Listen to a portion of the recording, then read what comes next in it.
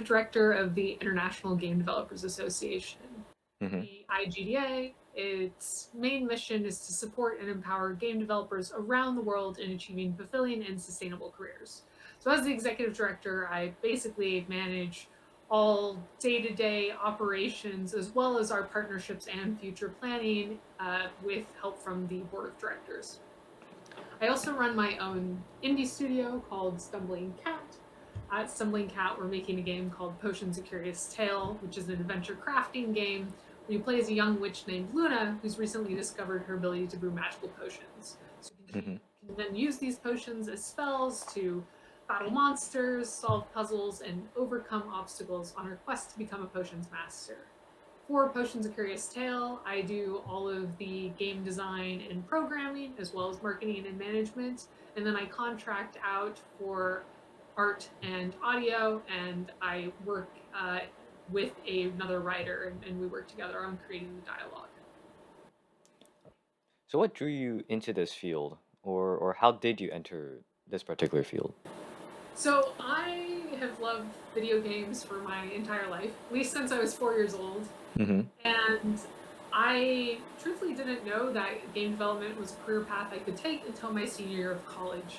At that time, I was already getting an engineering degree with a focus in mechanical engineering and project management, and I entered biotech.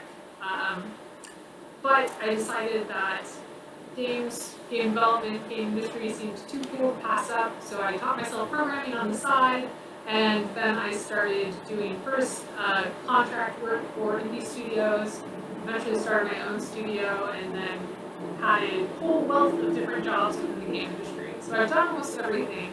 For the most part, I've done technical project management, but I've been the marketing coordinator for Xbox Games with Gold, been a games journalist, Hmm. been a solutions architect for an AI middleware company. So I've done a lot of different things, and of course now I'm running a nonprofit. That is very interesting. Do you happen to remember what was your first memories of gaming? Just So curious. my first memories of gaming is my dad was actually really into first-person shooters on the PC, Oh. which actually was DOS at the time, Hmm. and so it was sitting and watching him play Wolfenstein 3D. So Oh. that was my first exposure. So my first four games in order were actually Wolfenstein 3D, Doom, Duke Nukem 3D, Pokemon Yellow. So I got a little bit more of a hardcore start to games than most children my age.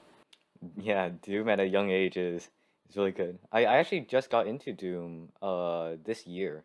Doom Eternal. Very good. Doom Eternal, the new Doom, the Oh yeah. in 2016, those are really wonderful games. It just runs so smooth and the experience. Man. Yeah, they made the satisfaction of playing the games Yeah. really great. It's a shame it didn't win a lot of awards. So, how would you recommend someone to start or, enter into the career? Do you suggest them, take courses a lot at, university, colleges? Um, do you recommend any internships, specific skills? So, almost no matter what you want to do in game development, programming will help you with that. If you want to be a Hmm. game designer, you should probably know programming. If you want to be a game programmer, clearly you need to know programming as well. But if you want to be, an audio designer or composer, if you actually Hmm. know programming, that will give you a leg up. So, in terms of additional skills to learn, programming is really up there. When it comes to making yourself hireable or just exploring game development in the game industry, absolutely just start making games now. There's lots of tutorials, there's lots of programs like RPG Maker where you're really only tuning the design of the game. You're not having to get really into the low level stuff. And that's a really good way to see if you like the game development process and to build up your initial portfolio. And whenever you're interviewing for a game development job, they are going to be looking at the projects you've created, that you have shown a history of starting and completing projects, and that you're familiar with the entire game development process. And so, doing those initial games now is a great way to do it. Participating in game jams, where you're trying to work on a team to make a game in 72 hours, 48 hours, it's also a really good way to not only start your initial portfolio, but to try out a role you haven't done before. So if you're a programmer and you want to try art, a game jam is a great way to just try art for 72 hours. Mm-hmm. So what would a typical work day or work week look like? How would the project management look like, development process, etc. So when it comes to project management, hold on. There it goes. Focus on Yeah. my face. When it comes to project management for video games, generally most studios adopt an agile slash stand-up style. Mm-hmm. So they're usually open office environments, and you are on a team either by your discipline or by whatever project you're working on, and they'll have either a daily or at least a weekly stand up where everyone reports on what their current state is, what they're doing, and what they plan to do next, and bring up anything that's blocking their progress. Usually, a producer is the manager of that. They aren't necessarily, they don't have hiring and firing power, but they are the people who check out the timelines, make sure all of the departments are communicating with each other, and that all the parts of the project are coming together. Another thing that's commonly used with the project management of video games is tasks, like tickets and tasks. Mm-hmm. These tickets are given a value of like we think it's going to take 3 days to complete, as well as a priority. So this is super critical. It's a game-breaking bug. We need to fix it immediately. Too, this would be a nice extra. It doesn't really matter for now. The day-to-day of game development greatly depends on what you're doing. If you're a concept artist, your day-to-day is going to be extremely different than if you were a programmer.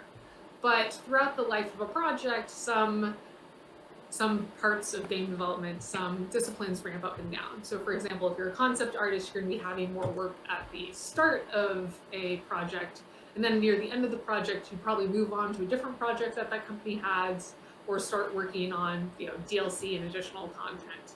Whereas, for example, if you're on the audio side, a lot of the audio design work can't be done until animations are in the game. So animations are at least created. And so more of the audio work tends to be on the back end of the project, because up front, yeah, you can design audio systems, but the core of audio creation is, after dialogue lines have been written, after those monsters have been decided and animations are done. Mm-hmm. So just developing further on that question, how do you think the COVID situation impacted you guys? Just a little, curious on, how working from home may impact the workflow. Yeah, so for the most part, the game industry has not been hit hard by COVID. I mean, clearly game sales have gone up, so many studios are doing quite well during this time.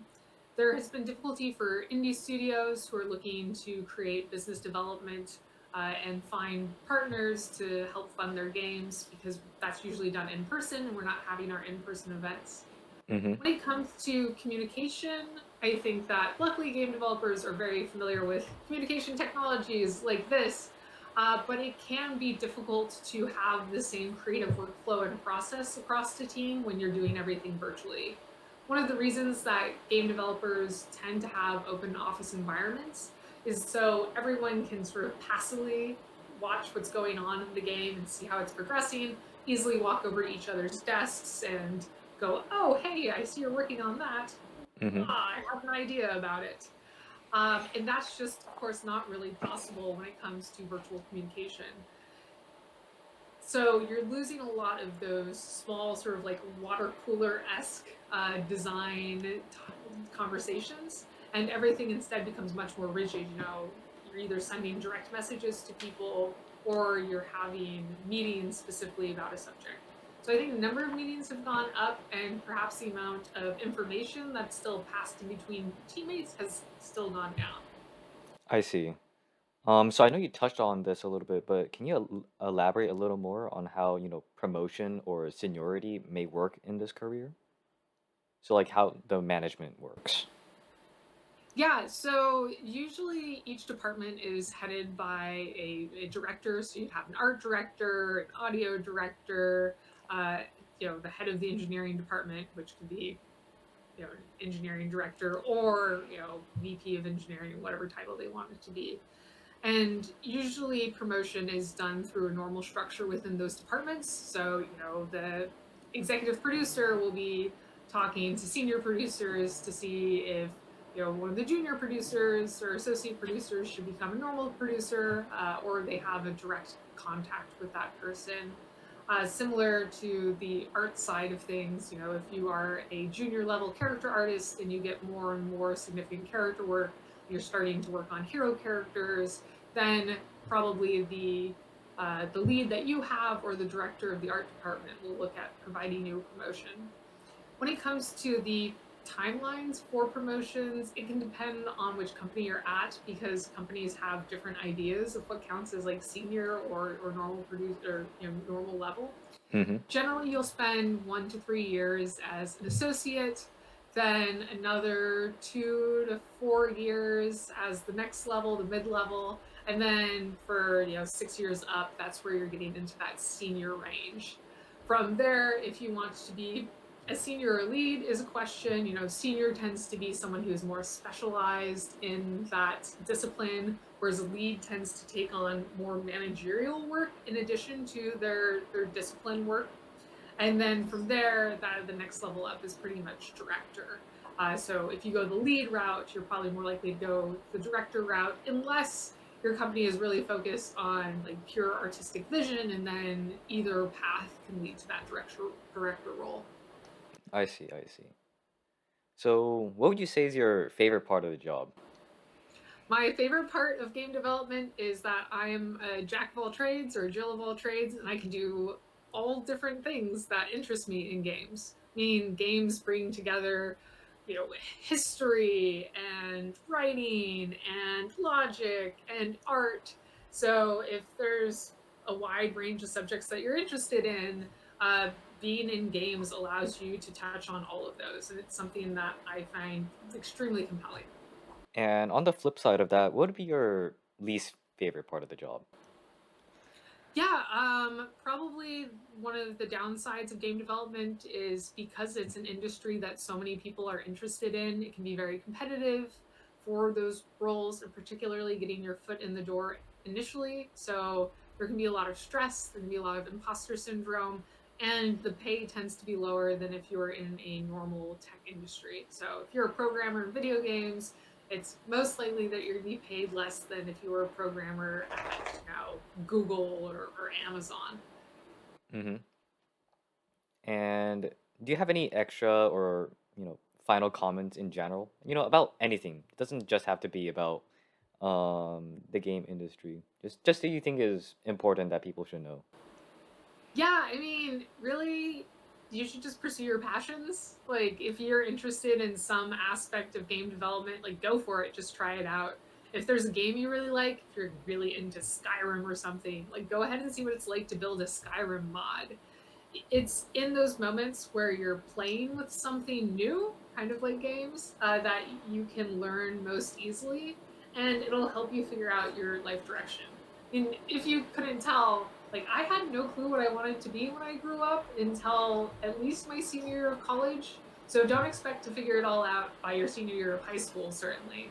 And there's a lot of flexibility unless you're going into like government contract work or something where you need like a specific degree to ensure you're not going to kill someone, like being a doctor, there's a lot of flexibility in your career. So you should just pursue your passions and don't see, taking a role that you hadn't considered before as a sidetrack.